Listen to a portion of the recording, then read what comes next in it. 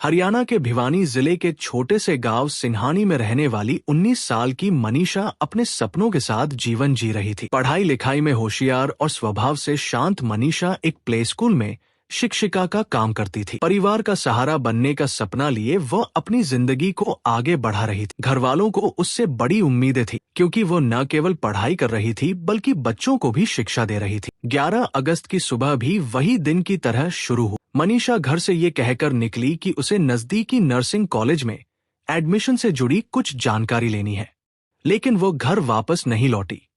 दिन ढल गया, रात होने लगी, मगर उसकी कोई खबर नहीं मिली। परिवार ने तुरंत पुलिस में गुमशुदगी की शिकायत दर्ज करवाई, लेकिन अफसोस की बात यह रही कि पुलिस ने शुरुआत में इस मामले को गंभीरता से नहीं लिया। पुलिस का रवैया ऐसा था मानो ये कोई साधारण गुमशुदगी का मामला हो और लड़की खुद लौट आई। यही वो लापरवाही थी जिसने परिवार के दर्द को और गहरा कर दिया। मनीषा के माता पिता और परिजन हर दरवाजे पर भटकते रहे, लेकिन उन्हें कोई ठोस जवाब नहीं मिला। 13 अगस्त की सुबह गांव वालों के लिए जैसे किसी दुस्वप्न का आगाज हो गया। गांव के पास ही खेतों में लोगों ने एक शव देखा।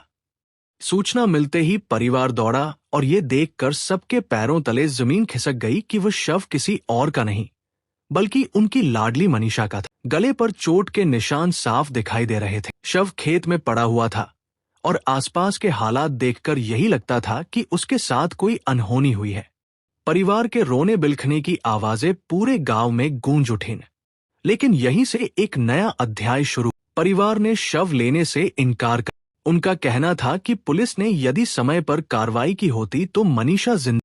यही कारण था कि अंतिम संस्कार के बजाय पूरे गांव में आक्रोश फैला। लोग सड़कों पर हर तरफ न्याय की मांग गूंजने। गांव में महापंचायत बुलाई गई और फैसला लिया गया कि जब तक दोषियों को सजा नहीं मिली तब तक मनीषा की चिता नहीं। यह घटना केवल एक परिवार की नहीं बल्कि पूरे प्रदेश की बेटियों की सुरक्षा पर सवाल खड़ा कर। बेटी बचाओ, बेटी पढ़ाओ का नारा देने वाली सरकार पर अब सवाल उठने लगे थे कि जब बेटियां घर से बाहर जाती हैं तो उनकी सुरक्षा की जिम्मेदारी कौन। मनीषा का शव गांव में पड़ा रहा और पूरा इलाका पुलिस की ढिलाई और प्रशासन की असंवेदनशीलता का गवाह बना। यहीं से विरोध प्रदर्शनों की शुरुआत, जिनका असर धीरे धीरे प्रदेश के कोने कोने में फैल। लोग कह रहे थे कि ये केवल मनीषा का मामला नहीं है बल्कि हर बेटी का सवाल है। अब न्याय की मांग ने आंदोलन का रूप लेना शुरू कर दिया। मनीषा के शव मिलने के बाद जैसे पूरे प्रदेश में गुस्से की आग। सिंघानी गांव में हर तरफ मातम पसरा, लेकिन इस मातम के बीच लोगों की आंखों में आक्रोश की ज्वाला भी दिख रही। ग्रामीणों ने फैसला लिया कि ये लड़ाई सिर्फ एक परिवार की नहीं बल्कि ये आंदोलन हर उस बेटी की आवाज बनेगा जो अन्याय का शिकार हुई है। गांव के चौपाल पर महापंचायत बुलाई गई, जिसमें दूर दूर से लोग शामिल होने। बुजुर्ग, महिलाएं, युवा सब एकजुट होकर यही कह रहे थे कि जब तक दोषियों को कड़ी से कड़ी सजा नहीं मिली तब तक मनीषा का अंतिम संस्कार नहीं। महापंचायत में गूंजते नारों से वातावरण कांप उठा। मनीषा को इंसाफ दो, बेटियों की सुरक्षा करो। चारों ओर यही स्वर सुनाई दे रहा। भीड़ इतनी बड़ी थी कि पुलिस प्रशासन भी सकते में आ। सड़कें जाम हो गई, बाजार बंद हो गए और प्रदेश के अन्य जिलों में भी विरोध प्रदर्शनों की लहर दौड़। दादरी और भिवानी में छात्रों और किसानों ने सड़कों पर उतरकर जुलूस निकाले। जगह जगह धरने शुरू हो गए और सरकार के खिलाफ गुस्से का आलम ऐसा था कि पुलिस को लाठीचार्ज तक करना पड़ा। इस बीच राजनीतिक गलियारों में भी हलचल मच गई। विपक्षी नेताओं ने सरकार पर सीधा आरोप लगाया कि यह घटना सरकार की नाकामी का प्रतीक है। महिला नेताओं ने सवाल उठाया कि जब बेटी बचाओ, बेटी पढ़ाओ का नारा दिया गया था तो फिर बेटियों की सुरक्षा की इतनी बड़ी चूक कैसे हुई। वहीं मुख्यमंत्री पर दबाव बढ़ता जा रहा था। जनता का गुस्सा लगातार उबल रहा था और सरकार को हर हाल में कोई ठोस कदम उठाना जरूरी था। लोगों के बढ़ते गुस्से को देखते हुए मुख्यमंत्री ने भिवानी के एसपी को पद से हटा दिया और 5 पुलिसकर्मियों को निलंबित कर दिया। ये कदम जनता के गुस्से को शांत करने की कोशिश थी, लेकिन विरोध करने वाले लोग इससे संतुष्ट नहीं थे। उनका कहना था कि ये केवल दिखावा है। जब तक असली दोषियों को पकड़कर कठोर सजा नहीं दी जाती, तब तक ये आंदोलन चलता रहेगा। गांव में वातावरण ऐसा था मानो हर कोई एक ही स्वर में न्याय की मांग कर रहा हो। महिलाएं मनीषा की तस्वीर लेकर रोती हुई सड़कों पर बैठ जाती और युवा हाथों में तख्तियां उठाकर नारे लगाते। मनीषा के माता पिता की हालत ऐसी थी कि उनके आंसू थमने का नाम नहीं ले रहे थे, लेकिन उनकी पीड़ा ने आंदोलन को और भी मजबूत बना दिया। वे कहते रहे कि हमारी बेटी अब लौटकर नहीं आएगी, लेकिन उसकी मौत व्यर्थ नहीं जानी चाहिए। दिन पर दिन यह मामला और गर्माता गया। विरोध की आग अब सिर्फ भिवानी तक सीमित नहीं रही थी, बल्कि पूरे हरियाणा में फैल चुकी थी। सरकार की नींद उड़ चुकी थी और यह साफ हो गया था कि अब केवल छोटे मोटे फैसलों से जनता को शांत करना असंभव है। प्रशासनिक ढिलाई ने इस घटना को इतना बड़ा रूप दे दिया था कि यह प्रदेश के इतिहास में एक बड़ा आंदोलन बनता जा रहा था। जैसे जैसे आंदोलन तेज होता गया, सरकार और प्रशासन दोनों पर दबाव बढ़ता गया। सड़कों पर बैठी भीड़ और गांव-गांव में गूंजते नारों ने यह स्पष्ट कर दिया था कि मामला अब केवल एक हत्या तक सीमित नहीं है, बल्कि ये बेटियों की सुरक्षा और पुलिस प्रशासन की लापरवाही का प्रतीक बन चुका है। हरियाणा के कई जिलों में विरोध इतना व्यापक हो गया कि सरकार को कानून व्यवस्था संभालने के लिए सख्त कदम उठाने पड़े। भिवानी और आसपास के इलाकों में इंटरनेट और मोबाइल नेटवर्क पर रोक लगा दी गई। ये कदम अफवाहों और भड़काऊ संदेशों को रोकने के लिए उठाया गया था, लेकिन लोगों का कहना था कि ये असल मुद्दे से ध्यान भटकाने की कोशिश है। हजारों लोग गांव की ओर उमड़ते रहे और माहौल इतना संवेदनशील हो गया कि हर तरफ पुलिस बल तैनात कर दिया गया। ग्रामीणों का कहना था कि जब तक निष्पक्ष और सख्त जांच नहीं होगी, तब तक वे पीछे हटने वाले नहीं हैं। इसी बीच मनीषा का शव गांव में लगातार पड़ा रहा। परिवार ने अंतिम संस्कार करने से साफ इनकार कर दिया। उनका कहना था कि जब तक दोषियों की गिरफ्तारी और सजा सुनिश्चित नहीं होती, वे अपनी बेटी को मिट्टी में नहीं मिलाएंगे। हर गुजरते दिन के साथ वातावरण और भी गंभीर होता जा रहा था। बच्चे, महिलाएं और बुजुर्ग तक धरने पर बैठे थे। चारों ओर यही सवाल गूंज रहा था, कब मिलेगा मनीषा को इंसाफ? जनता के इस दबाव का असर आखिरकार सरकार पर पड़ा। मुख्यमंत्री नायब सिंह सैनी ने घोषणा की कि मामले की जांच अब सीबीआई को सौंपी जाएगी। उन्होंने कहा कि ये कदम इसलिए उठाया जा रहा है ताकि जांच पूरी तरह निष्पक्ष हो और किसी भी दोषी को बख्शा न जाए। इस घोषणा के बाद उम्मीद की एक किरण जागी, लेकिन जनता अब भी सतर्क थी।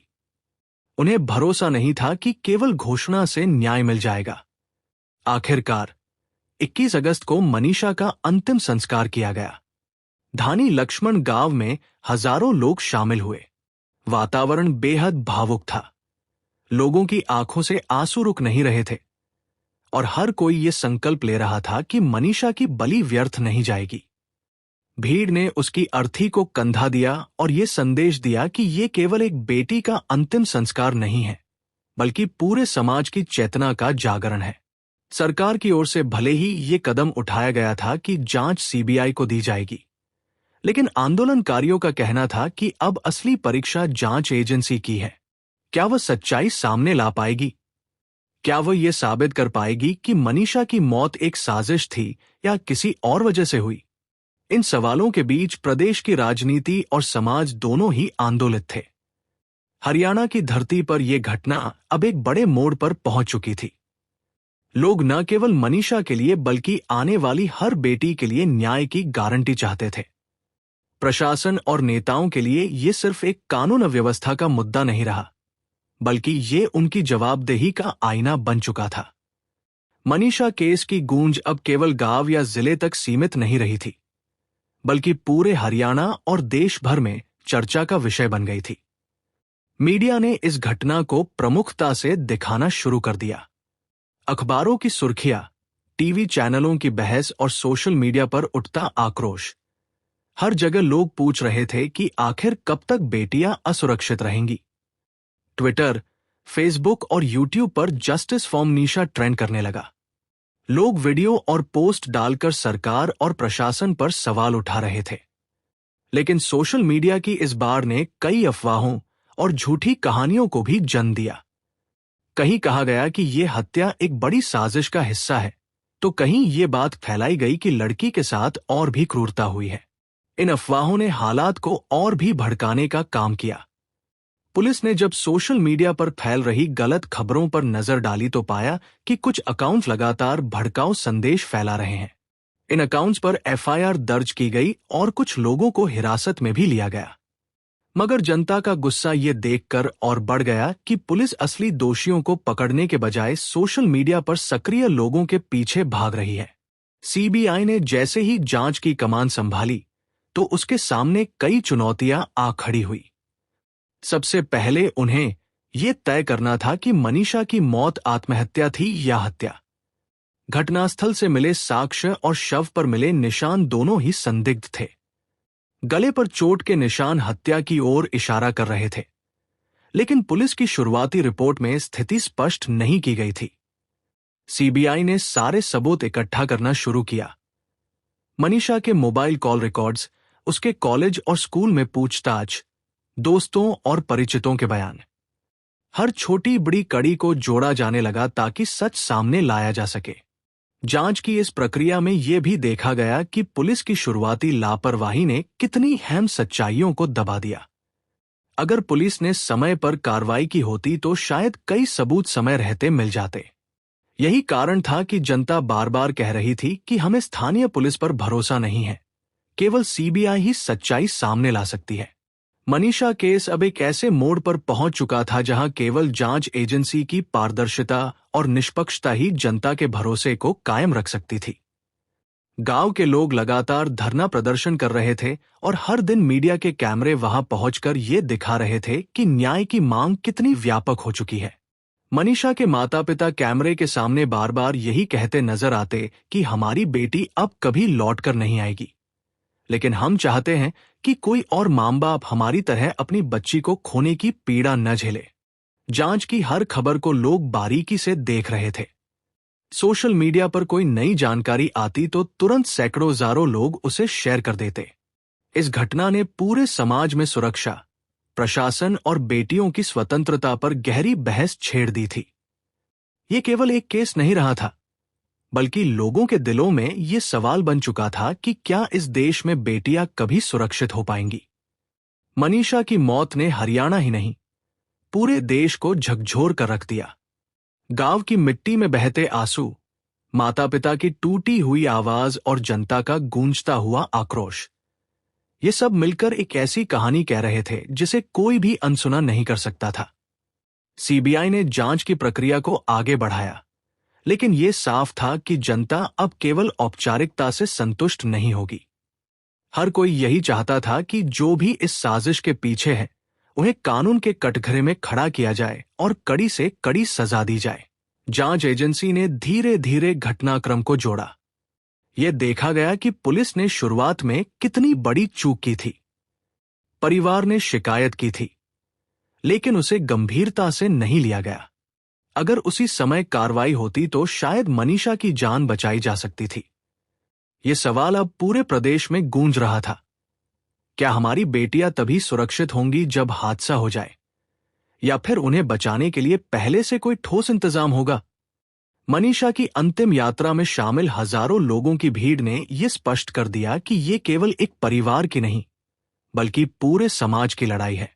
लोग बार बार कह रहे थे कि हम सिर्फ मनीषा के लिए नहीं, बल्कि आने वाली हर बेटी के लिए आवाज उठा रहे हैं। उसकी अर्थी को कंधा देते समय गांव के बुजुर्गों ने कहा कि यह बलिदान व्यर्थ नहीं जाएगा। इस घटना ने महिलाओं की सुरक्षा को लेकर देशव्यापी बहस छेड़ दी। स्कूलों, कॉलेजों और समाज के हर वर्ग में ये चर्चा होने लगी कि बेटियों को सुरक्षित माहौल देना केवल सरकार की ही नहीं, बल्कि समाज के हर व्यक्ति की जिम्मेदारी है। मां बाप अपने बच्चों की शिक्षा और भविष्य के सपने देखते हैं, लेकिन जब प्रशासन और व्यवस्था उन्हें सुरक्षा नहीं दे पाती तो ये सपने अधूरे रह जाते हैं। सरकार ने वादा किया कि सीबीआई जांच पूरी पारदर्शिता से होगी और दोषियों को किसी भी कीमत पर बख्शा नहीं जाएगा। लेकिन जनता का भरोसा अब केवल शब्दों पर नहीं था। लोग चाहते थे कि जल्द से जल्द सच्चाई सामने आए और दोषियों को ऐसी सजा दी जाए जो आने वाले समय में किसी और को ऐसा अपराध करने से पहले 100 बार सोचने पर मजबूर कर दे। मनीषा का नाम अब केवल एक लड़की का नाम नहीं रहा, बल्कि न्याय की उस पुकार का प्रतीक बन गया है जो हर गली, हर गांव और हर शहर से उठ रही है। ये केस हमें ये सिखाता है कि जब तक समाज और सरकार दोनों मिलकर बेटियों की सुरक्षा को प्राथमिकता नहीं देंगे, तब तक ऐसे हादसे हमें बार बार झकझोरते रहेंगे। आज मनीषा की याद हमें ये संदेश देती है कि हमें अपने समाज को बदलना होगा। हमें अपनी बेटियों को केवल पढ़ाना ही नहीं, बल्कि सुरक्षित भविष्य भी देना होगा। न्याय की ये लड़ाई जारी है और जब तक मनीषा को इंसाफ नहीं मिलता, तब तक उसकी गूंज हमारे दिलों में सुनाई देती रहेगी।